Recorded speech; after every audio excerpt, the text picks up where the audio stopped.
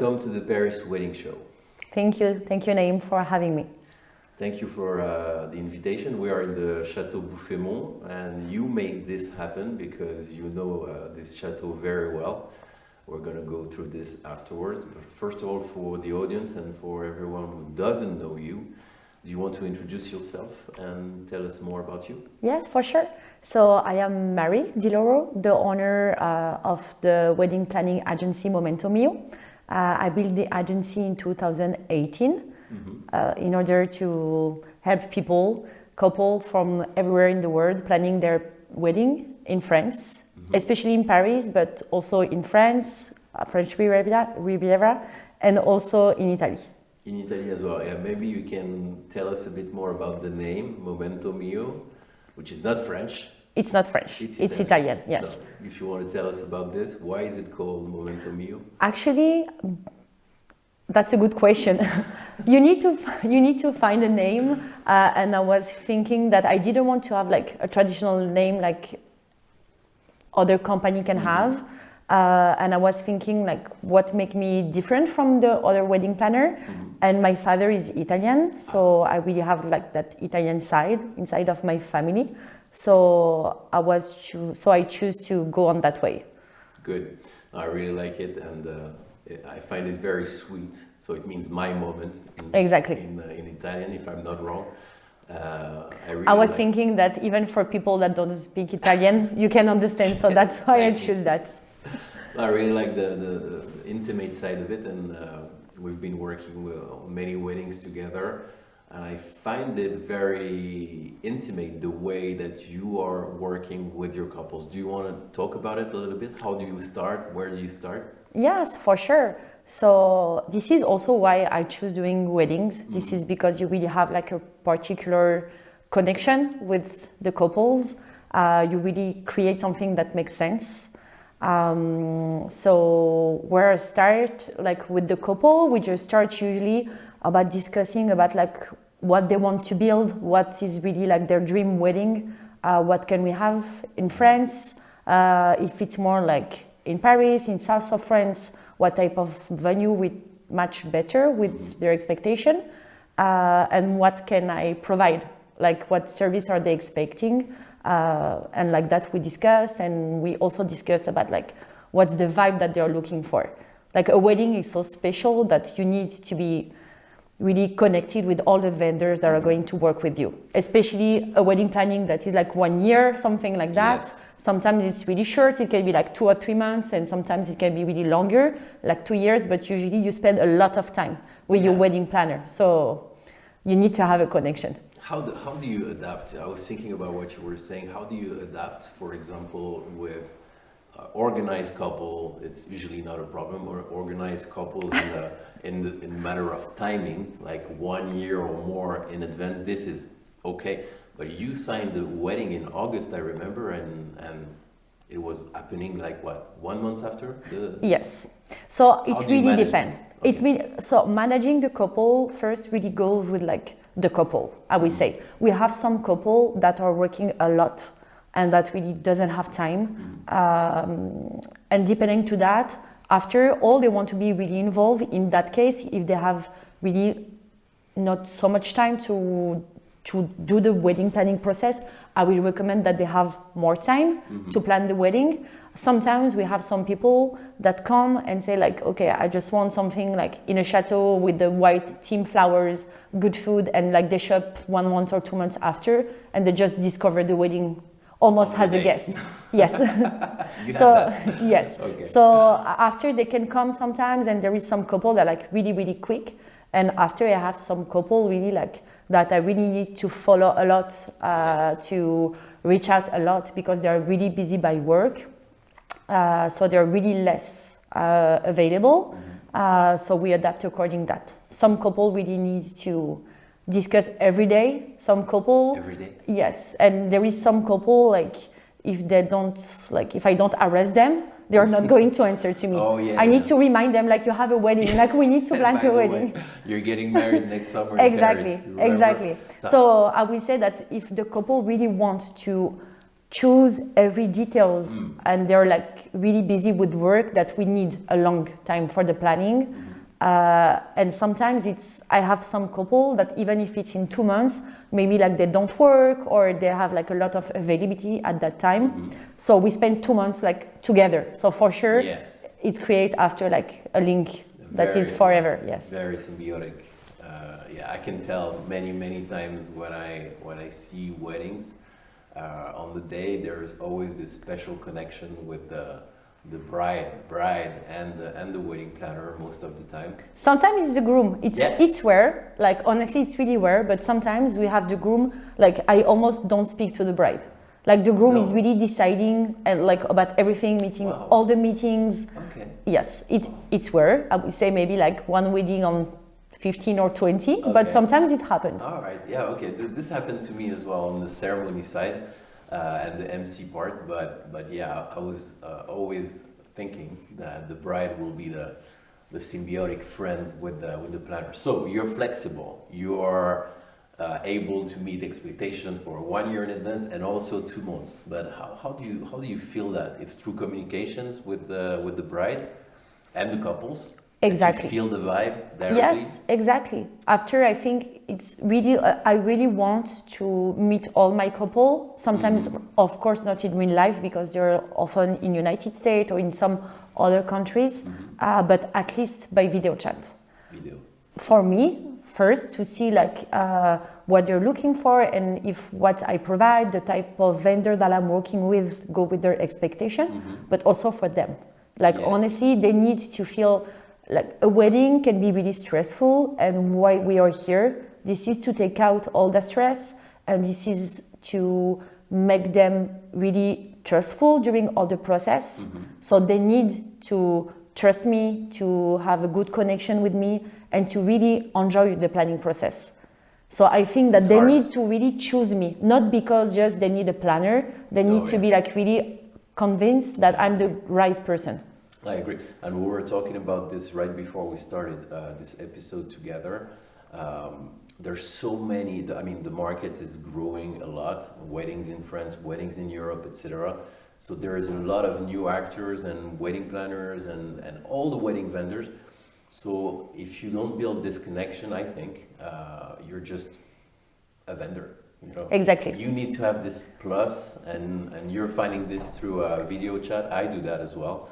I think it's important that we both fit with the couple. I always say, look, we're making this video call right now, and you already know if you want me to be your celebrant or not, and it's fine. It's great like that. You know, there's many other officiants, there's many other wedding planners. Everyone is doing their own thing, and they have their own way of thinking. And I think it's when we're together that the industry is getting better. So. Yes. This is good. How do you manage this? This is something that I cannot do. How do you manage all the elements of wedding planning? When we work together, I always see you running, but you're not stressed. You're running all around the chateau, for example, here, and you're always smiling, and you're divided between English for the guests and French for some vendors. How do you do that? What's the secret? I think that first it's also when you get used to do that, you know. I think also when you are a wedding planner, this is that you like. Then there is like a lot of movement and like thing like I hate to be like annoyed or not doing anything. I feel like something is missing. I would say like the worst part, this is like when everybody is like dancing and you just have to wait and you don't have anything to do. So like even if it's like 2 a.m, I prefer to start like, I don't know, do other things, but like just wait for not doing nothing. Yes, exactly. So it's just that after you are like really focused into like what you're doing, and I know that I made that to you like a lot of time also that season. Like for example, I know that like during the weddings, I'm not really having like chat with the vendors and things like that, because I'm really like focused. About everything that is going to happen. I think that if I start like being in focus for like 20 minutes or something like that, it's just going to move all my planning. So I know that sometimes I can be a little bit like sharp on that. But yes, this is why we are here, and we love working with all the vendors. With like, I don't know, like all the elements, it's also after, maybe because there is a huge part that people don't see actually in the planning. Like when I'm going on a wedding, I know exactly what is going to happen, like minutes by minutes. Timeline. And this is something that have been worked on to be efficient. Yes. And also I know my timeline, like I have it in my mind. Yes. Like I don't even need to watch my planning and thing like that. Yeah, you know so like for happen. like 1 week, I really just work on the timeline to have something that is efficient and thing like that. For sure, sometimes we look to be sure and to have like some information. Yeah.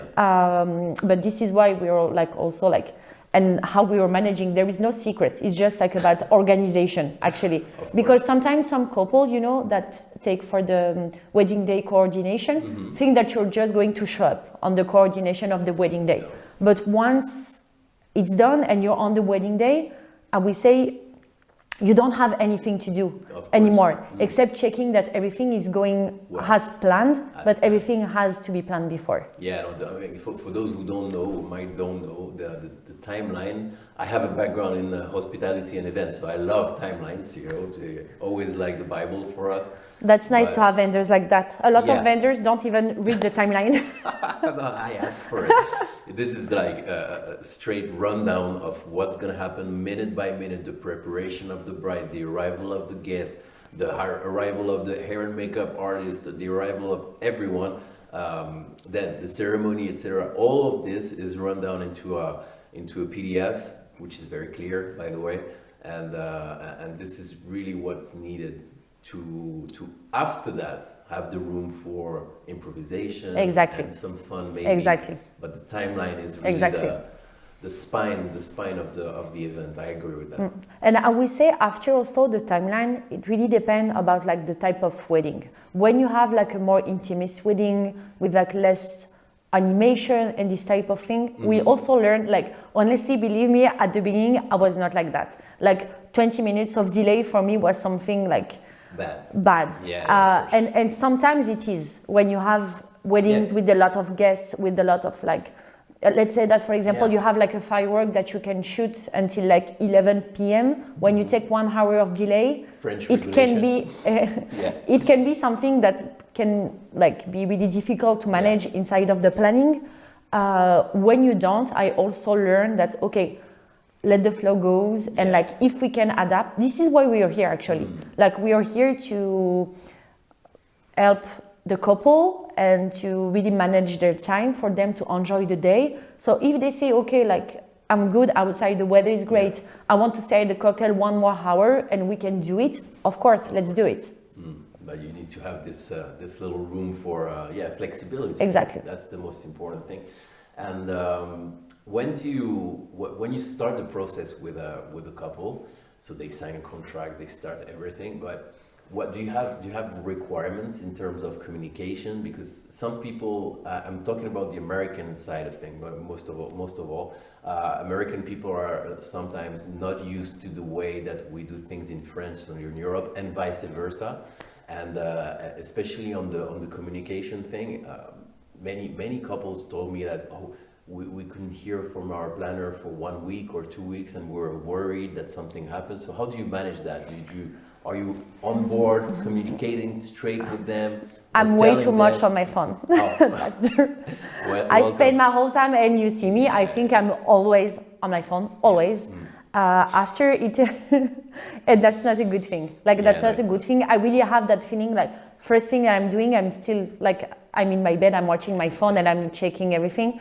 This is like, and when you work with also like American couple or like even Australian couple, you don't have the same hours. I think that is really important to stay in communication with the couple. I also try sometimes to explain them that, like, if I don't reach them for 2 weeks, this is because I'm waiting to have some information to give them before that I'm reaching them. So I think it's just about like explain them what we're doing, what is the timeline that we're going to work on. Let's say, like during these 3 next months, we will have to book those vendors when we will be like available to do meetings and things like that. But let's say that because I don't have, I'm not working with just like 3 venues, for example.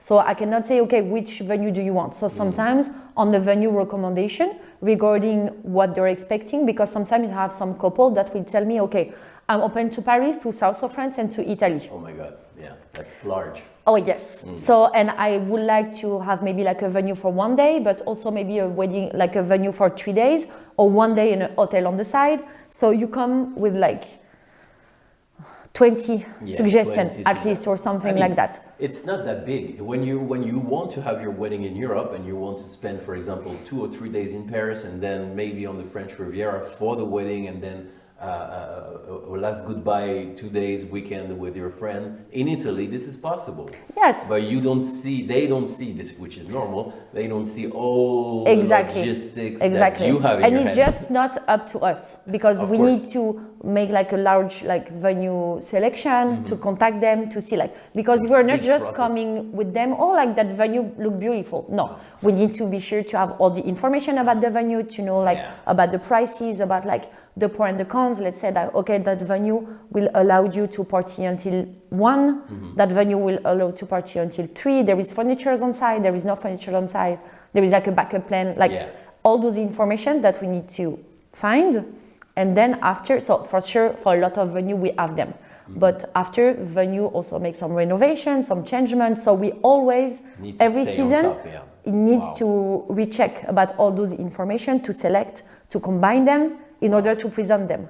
So in 2 days, I cannot tell you like, okay, here are the venues. Yeah, that's why. So we need easy. some time, and actually this is what we say, like we're of course selling an expertise, but we're also selling a lot of time. Time, absolutely. Because as every service in the world that looks easy, it's very difficult before. Exactly. When it's easy, there's usually a lot of work. So this is what you're, this is also what you're paid for, is, and the connections and the network.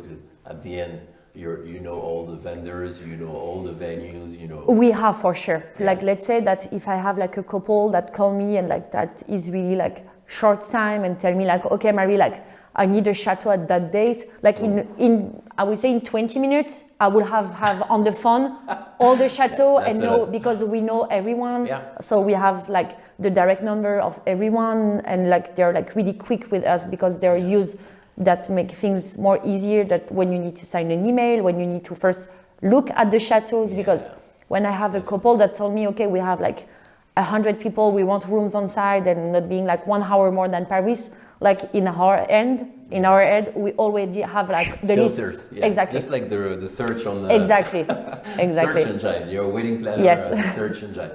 And what is your background? Because it looks like you're flexible, you have a lot of creativity, I know that, and you're very good at communicating. So what did you start? What was your first career?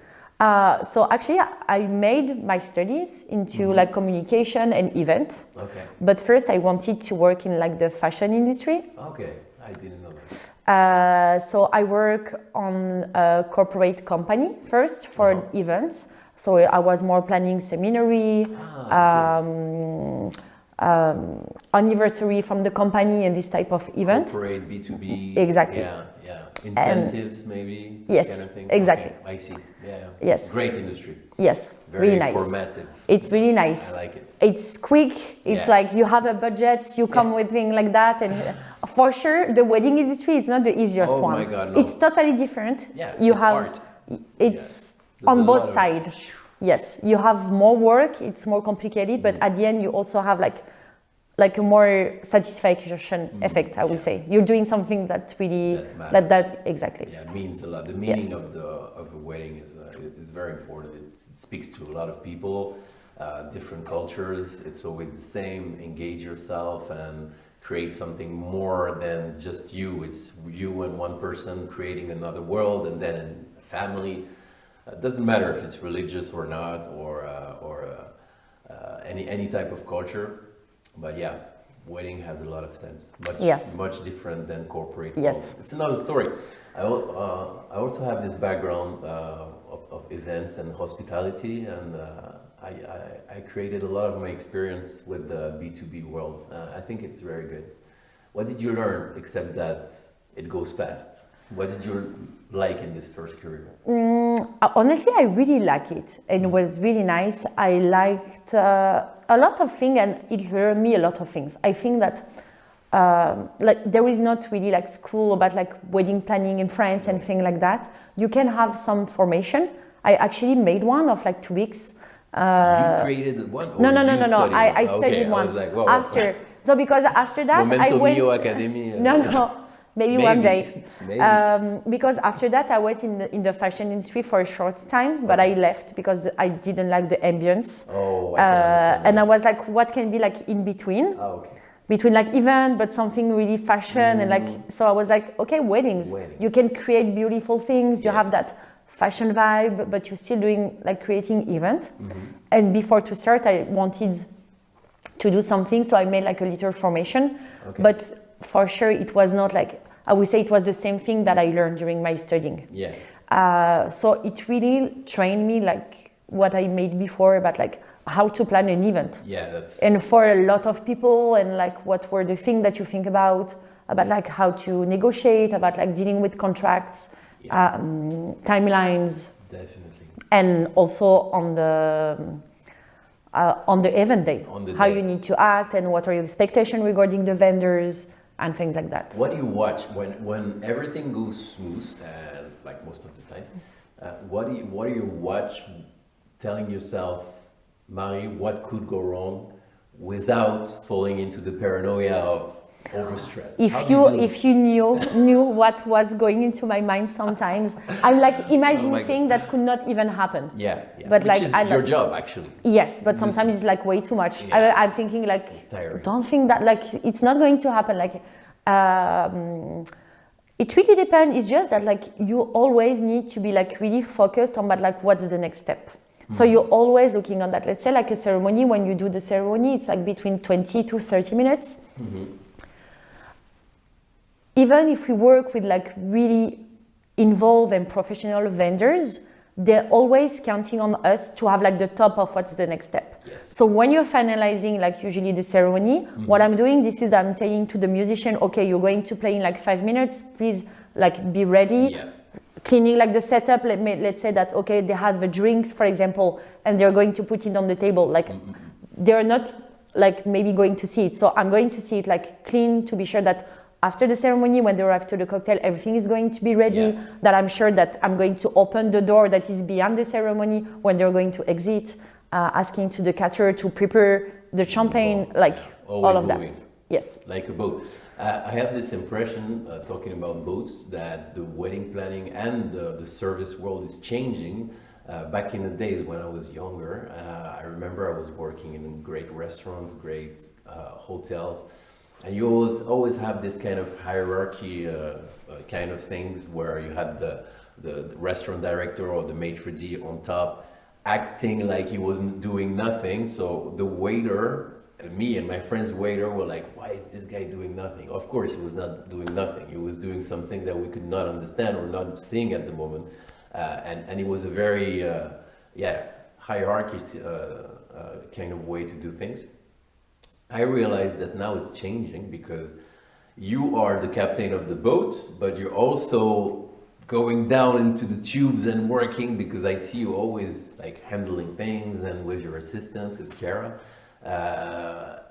How do you manage to do this at the same time? Because you have the vision, but also you have to go into the weeds of the real day to day. The thing is that you really need to check around you, like, and pay attention to all the details. I know that sometimes there is some vendors that, so I will say not so much now, but when I start, it was more like the wedding planner, like were you here? Like we know how to do our job, and like we don't need you and things like that.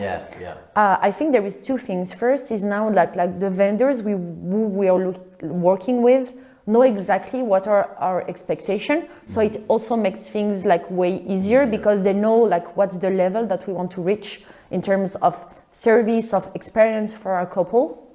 In terms of details, of course. For example, like they know that, okay, we don't want to see like one cable like from but it's not obvious for everyone. There is some couple or some vendors that will be okay with that. I'm not like crazy. Sometimes okay, it's okay, you know. But like, and yes, of course, like I think for me it's really like this is how I envision things. I'm not saying that this is the good thing for sure. I think that sometimes you really give like a lot, but like I'm going to say something that is not glamorous. But like, for example, when I'm going to the toilet because I need to go during a wedding, I'm always going to clean them. Yeah, of course. Like the bathroom and like the thing like that. And it's not my job. I'm not like for that. But like, I see like, okay, it doesn't look nice. I need to redo everything nice, you know?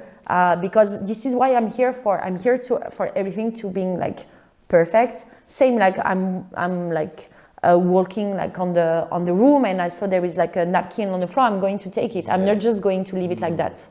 No, it's more difficult, I think, for you as a wedding planner to really not make a mistake, because, for example, vendors like me, we count on ourselves, like in the way, like you're not gonna do the ceremony at my place, you know. So I do my thing, I try to do it best, and that's it. But it's different. You have a huge responsibility that if I fail, it will be my failure, but it will be yours too.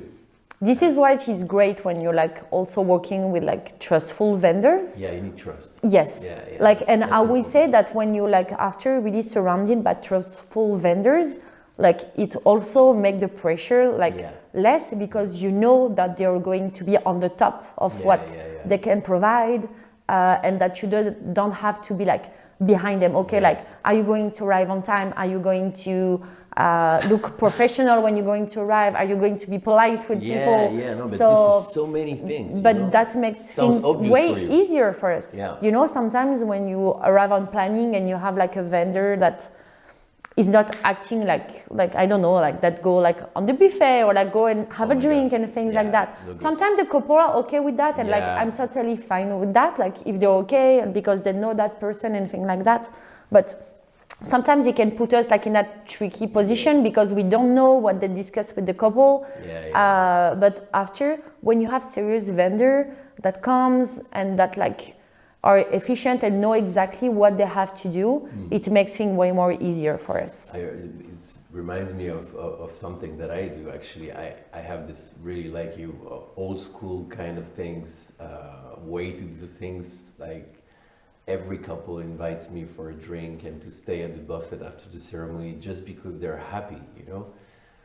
But I always have this tendency to think like, okay, I feel friendly with them because they're my couple and all that. We have a professional relationship that pours into a personal, but I'm not their friend, and I don't want to be perceived as one of the guests, you know, and I don't want to look unprofessional. Yes. Maybe it's a bit too rigorous, but I feel like it. And I don't lie, but I always say like, oh, you know what, I'm gonna drive, which is true. So I prefer you to cheer with a glass of champagne later on, and I wish you the best. But I agree with what you could feel like, you know, there's this limit that sometimes it's hard to put up, you know. Yes. After it really depends how, and like I'm not so like strict about that. Even me, sometimes I take a drink. It's really not like a lot. It's usually like at the end of the night that I take like a drink. But I say that actually because it reminded me like it was one of my first wedding coordination that happened. Like the photographer during the cocktail was doing the line for having like finger food, and I tell him like 2 times like people are waiting for you to take pictures. So it's okay, like you want water, you go at the bar and ask for like a glass of water for sure. Like we are not going to be crazy about that. Like you are here to work, thing like that. But doing the line to like have the food of the guest, this is not what you are here for. You are here to work. Definitely, This is it depends on the person actually. Yes. You never know, you know. But in the event world, you can see a lot of things. But a wedding is for me. You were talking about before about is this person is gonna come on time? Is it gonna be polite? There's so many unknowns things. Sometimes I'm driving to a wedding and I'm like, there's so many elements that could go wrong. We could have an accident. We could have someone, I don't know, anything. And I'm just one vendor. So I'm putting myself on your shoes and I'm like, how does she do that, you know? Honestly, I would say that something that really helped me after is just like I'm always saying to myself and also to the couple, like, you're here with the people that you love, you're going to get married, you have your closer ones around you. So sometimes even if something happened that it's not like perfect, like it will not change that moment. And don't forget why you're here. This is not to have like magnificent flowers or like, of course that go with that, and we are like lucky. I don't want bad luck, but like knock on wood. not like bad things after. Like, okay, sometimes it can be like a little bit of rain and it was not like planned. This is not what is going to ruin the fact that you love each other for all your life. Yeah, absolutely. And that moment, you know, agree. it's really about like the vibe and how do you create the moment and how do you envision things. I agree. Like really. the classical thing is like the champagne cascade that falls, you know. And like anytime that it arrived, I saw people like they're like just laughing about that. Like it's so funny and that's it. You know, like absolutely. I remember I've been working with many couples, and the bride was normally, which is normal, she was a bit stressed before the event, and she was, you know, like, oh no, we could do this, we could do, oh no, we have a problem with that, or it might rain on the day, this kind of thing. And on the day, when everything goes well, and for example, there is a big fail, for example, maybe the cake is about to fall, or this kind of thing, instead of having a terrified reaction, she would be like, whatever, let's have champagne, we're in France. Exactly. You know, it doesn't matter. But you need people around you, like wedding planners and vendors that you trust and that can make your, you have to have a vibe. The vibe is very important. It's also, you're also, I would say, really like support by the energy also of the vendors. When you have like, it's not the same thing when you arrive on the on the wedding day and vendors are just coming to you because, oh, like, how can we do that? Oh no, I'm not okay with that. Oh no, this is not, no. When you have vendors that arrive and they say, okay, we are here, this is one big team, we are going to work together, we are going to find solution for everything, it's not the same mood. This is like something very underrated, but even in the professional world, you need yes people. Exactly. This is also what I always say to my couples regarding their wedding day. Oh, man, do you have any advice, or like, do you know a photographer or whatever? Do you know any vendors? I say, yeah, I know some people. I can share the names, but it doesn't matter. The most important is that you have to find the people who are gonna say yes. Give me solutions instead of problems. Exactly. Oh, this is my wedding day. No, this is not possible. No. Of course, not everything is possible. It's also our job to say, look, no, this is going to be difficult. We better do this or do that. But at the end of the day, you need someone who is on board with you. It's really important, I think, also when you have like couple that are going to do destination weddings, because they are not on site, you really need to say yes to a lot of things, but not just because like of saying yes. I will say more like when you say no, they really need to understand why. To avoid to be like frustrating because they don't know sometimes like. Of course. Like, for example, sometimes they didn't visit the venue, so they have something in mind that doesn't fit with the flow of the venue. So if you just say no, we are going to go that way, but you don't explain why, it can be like yes. And like, this is their wedding. If they want to have something that is makeable, me, like sometimes I'm just saying, okay, I will more go with that. But after, if you want that, it's your wedding. You will always have the last choice. If I can make it, I will do it. It seems like my pitch. I say that too. I mean, I will never say no to a couple at the end. If you can do it, why not? If that makes them happy. This is not your wedding. This is their wedding. So I agree. Many couples on the ceremony side, they're asking me, "Oh, we're religious. Is it a problem for you to read some verses of the Bible?" I said, why would it be? This is something that I like with you because I have some officiant that doesn't say yes about that. Really? I mean, everybody's free. I'm not saying it's everybody's doing like what they want for sure, but it will once again it's really help.